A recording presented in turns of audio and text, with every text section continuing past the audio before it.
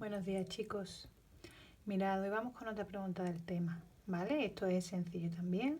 Se llama composición de funciones. ¿Qué significa componer funciones? Bueno, pues componer funciones significa aplicar una función y al resultado que nos haya dado aplicarle otra función detrás, ¿vale?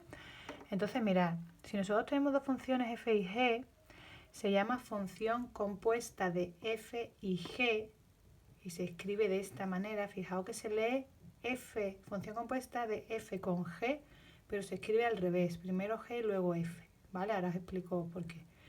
Bueno, pues se llama esto la función, que cogería x sería cualquier valor del dominio, le aplicamos primero f, ¿vale? Me da lo que sea, ¿vale? Lo que haga la aplicación, la función f, y al resultado este que me haya dado le vamos a aplicar luego la función g, ¿vale? Entonces eso se escribe de esta manera. Se escribe g y luego f, pero se lee f compuesto con g. ¿Por qué? Porque la primera que se aplica es f, por eso la pongo al lado de la x, y a lo que me dé se le aplica la función g. He puesto aquí un es conmutativo porque no es lo mismo g compuesto con f que f compuesto con g, ¿vale? Habrá algún caso excepcional que veremos el próximo día.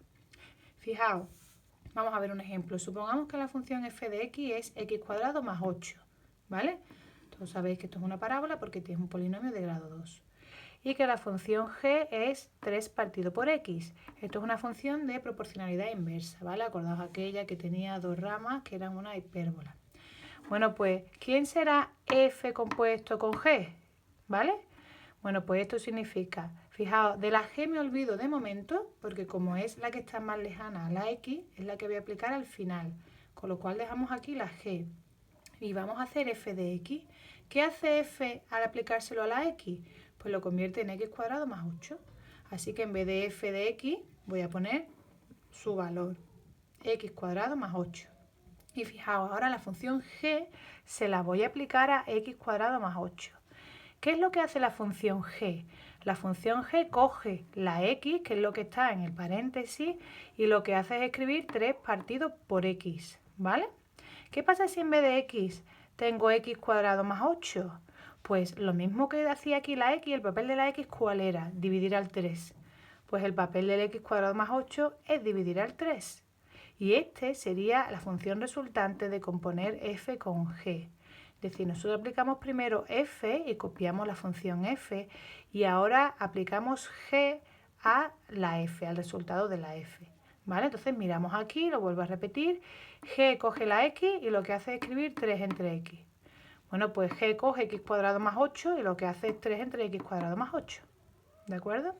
Vamos a hacer la composición al revés. Esto sería g compuesto con f, que se escribe f circulito g. ¿Vale? Este circulito, no lo he dicho, es la operación de composición. ¿Quién se aplica primero? Se aplica primero la g, porque es la que está más cercana a la x. Por tanto, dejamos la f, ¿vale? Luego la aplicamos. Y ahora vamos a aplicar primero g de x. ¿Quién es g de x? 3 partido por x. ¿De acuerdo? Lo tenemos aquí. Y ahora a 3 partido por x le tengo que aplicar la f. Entonces nos vamos aquí, digo, a ver, f, ¿qué es lo que hacía? F cogía x, o lo que haya entre paréntesis, lo eleva al cuadrado y le suma 8. Bueno, pues en nuestro caso va a coger lo que hay entre paréntesis, lo va a elevar al cuadrado y le va a sumar 8. ¿De acuerdo? Luego al final las composiciones son muy fáciles. La función, digamos, que está escrita a la derecha es la primera que se aplica, entonces ahí simplemente tenemos que copiar lo que pone aquí, es decir, si es g de x, pues es 3 partido por x. Y cuando vayamos a aplicar la segunda función al resultado de la primera, pues tenemos que ver qué es lo que hace esa función y hacer lo mismo, pero al aplicárselo a lo que hay entre paréntesis. Si f coge x, lo eleva al cuadrado y le suma 8, pues f coge 3 partido por x, lo eleva al cuadrado y le suma 8. ¿De acuerdo? Bueno, pues estas son las composiciones de funciones, ¿vale? Mañana veremos ya el tema de... Bueno, mañana. Creo que esto ya lo veremos la siguiente semana, pues será a partir de composición de funciones, vamos a definir lo que es la función inversa, ¿vale? Bueno, un besito a todos.